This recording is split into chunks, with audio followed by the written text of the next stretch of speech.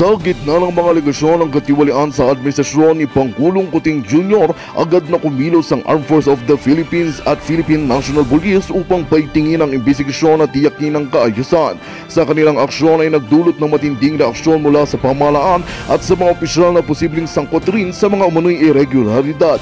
Dahil sa tumitinding presyon, napilitang umamin si Pangulong Kuting sa publiko tungkol sa ilang usaping may kinalaman sa katiwalian. Ang kanyang pag-amin ay nagresulta sa matinding pagkabahala sa hani ng mga kasamahan niya na naiipit na rin sa kontrobersya. Ilang matataas na opisyal na umano'y kasabwat sa mga irregularidad ay tila nilagnat at nananahimik sa gitna ng mga ligasyon. Indikasyon na marami ang nag-aalala sa posibleng kahihinatnan ng mga isyong ito. Patuloy na inabangan ng publiko ang susunod na hakbang ng AFP at BNP sa kanilang pag-iimbestiga sa mga anomalya. Nananawagan ng mga mamamayan ng maladimang imbestigasyon at agarang aksyon mula sa pamahalaan upang mapanagot ang lahat ng may sala at may balikang tiwala ng bayan sa kanilang mga lider. Tiniyak naman ng AFP at BNP na mananatili silang tapat sa kanilang tungkulin upang masigurong matatagumpayan ang hustisya sa kabila ng mga kontrobersyang kinakarap ng bansa. At yan nga ang balitang ating pagkakatutukan. Ngunit bago ang lahat, siguraduhin mag-subscribe at i-hit ang notification bell para sa patuloy na pagtutok sa masilap ng bagong balita sa tunay na boses ng masa.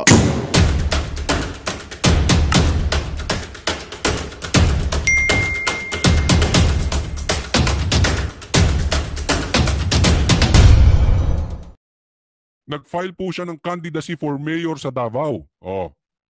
Hindi na ako babalik, wala na akong balik.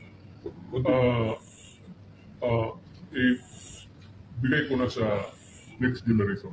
Nako, masakit to, masakit. Ha, parang hindi na tatakbo mayor. Pero wait, there's more. Oh, abangan natin. Ano? Ha? Sige, mamaya papaliwanag natin. Nila ng panahon to nila Pulong, nila Inday. Hindi na ako makialam sa panahon na ito. Hindi ko na panahon. It's no longer my time. Sabi nga noon, there is always a time, Ecclesiastes 3, a time for everything. Yeah, but you are having a time. Yan mo na ha. So, there is a time for everything. Panahon niya na mag-retire. Tapos na siya, bahala na sila Baste, Pulong at Inday. Nako, okay? Pero ito masasabi ko lang kay PRRD. Pakiusap PRRD, isa na lang kasi kailangan ka po ng bansang Pilipinas. Okay? Mahal po natin si Tatay Digong. Kaya lang, pagka tiningnan mo ito, no? Isa na lang, tapos saka siya mag-retire. Kasi napaka-crucial po yung next 3 years. 2025, mag-i-eleksyon. So, 26, 27, 28. At alam naman natin, alam ng lahat, si BP Sara magiging presidente sa 2028. So, maayos ang ating bansa. Ito lang, kailangan natin si PRRD. Bagamat hindi national election na kanyang tatakbuhin, ha? Mayor po ang kanyang finailan, but still, we need Tatay Digong. Lalong-lalo na ngayon, ang laki ng problema natin, nauubos na po ang pera ng taong bayan. Yung gold reserve nga, paubos na. Yung sinasabi ni Marcos na may binabanggit siya na, di ba yung flood control project? Wala na rin. Nauubos na, kinukulang na rin sa sila. Di ba? Ganyan po ang nangyayari sa bansang Pilipinas, PRRD. No? Pero syempre, at the other end, kailangan din nating respetuhin kung anong plano. Yun. Kung ano ang plano ni PRRD. Sige, tuluyan po natin mamaya yan. Time to be young, and a time to be old, a time to be active, and a time to retire. I am retired. I am just waiting for my kamatayan ko. Para gusto ko, itabi na lang ako doon sa nanay pati tatay ko dyan sa cemetery kasi nainggit ako sa kanila. Pagkina na sila eh. Hindi pa, because you're on Hindi na, wala na. Ayaw na. Whatever the political fortunes of my children, kanilang ibig sabihin, pumunta ka man na yun na mayor. ayaw ko na. Kasi, huwag mo akong pilitin. Pag naubos na patay ko yung mga husapin, tayo na. Patayin nyo na. Ay, gano'n, magagalit na naman sila. Hindi ibig sabihin. Sabi, di ba, huwag nyo akong pilitin maging mayor at patayin na naman yung hold-upper. Hindi kasi alam nyo, importante talaga na meron tayong Tatay Digong na ganito. Pag sinabing lilinisin ng Davao, linis ang Davao. Yun ang leader, yung iba puro salita eh. Kaya nga gustong-gusto ng taong bayan, gustong-gusto ng Pilipino ito si PRRD. Ang problema, umaayaw na. Pagod na rin eh. Diba? May magiging masaya dyan sa ano mo yun, sa payag mo yun. So, na ayaw na. Ayaw na ganun. Whoever, alam mo, leave it to God. May mga matutuwa dito. Diba? Nograles, sigurado. Marcos, nakaw. Kasi talagang tinik sa pangarap nila si PRRD. Lalong-lalo na si PRRD. Siyempre si BP Sara andyan na rin.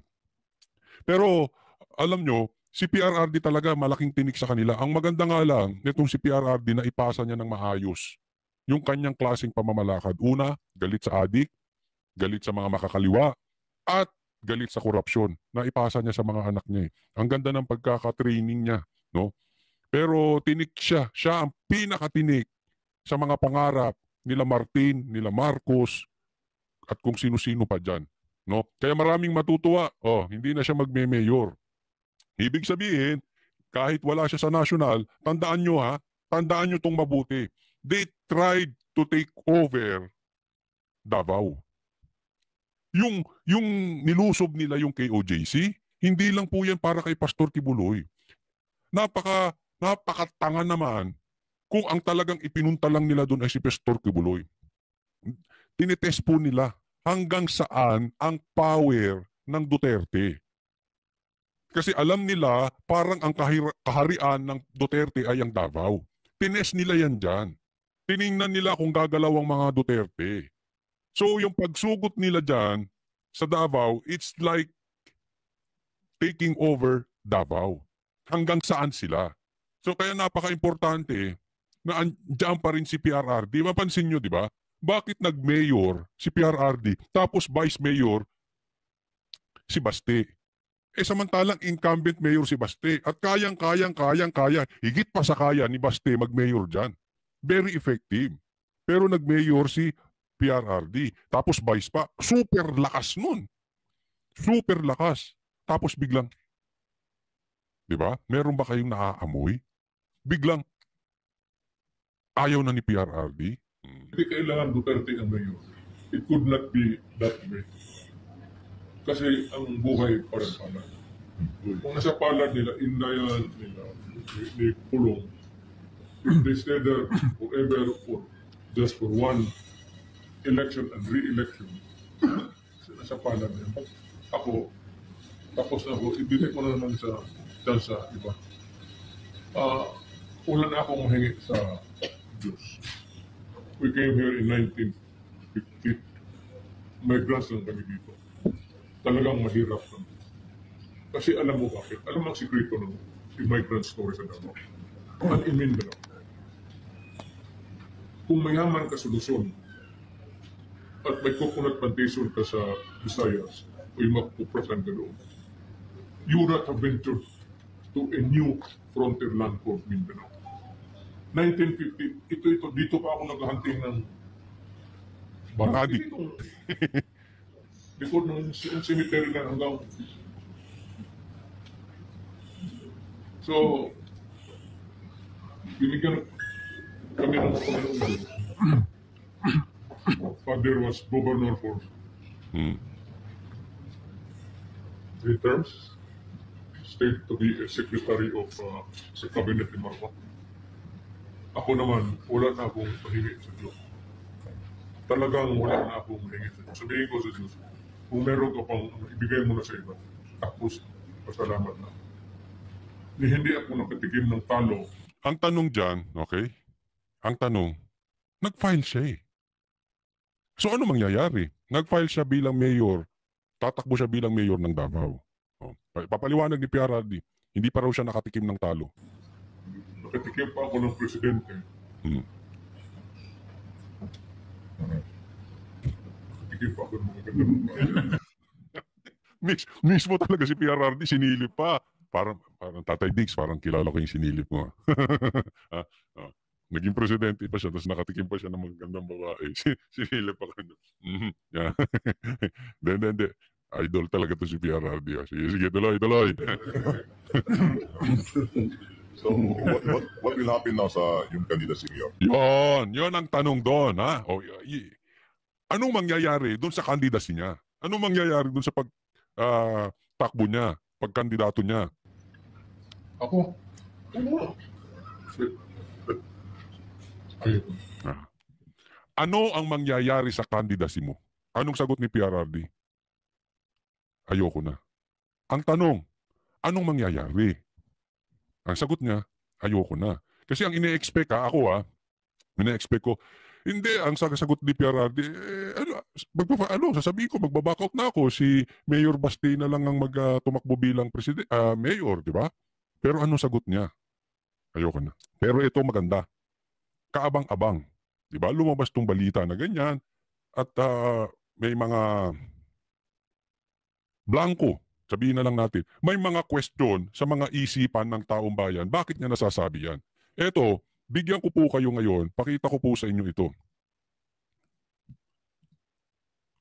Eto naman, nasabi niya ngayon lang.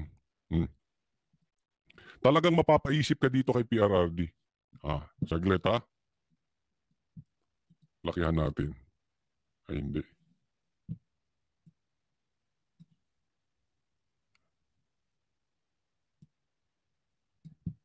Ayan. Nilakihan ko lang ha, para mabasa natin maayos. Ayan. Sinabi ni PRRD, PRRD sa pulis, nilabas po ito ng pinakamagaling na mainstream media channel na SMNI. PRRD sa pulis at militar, you do not decide for us. Huwag kayong gumalaw dyan hanggat hindi ko kayo tinatawagan. Do not make your own decision. Yun, medyo mabigat yun.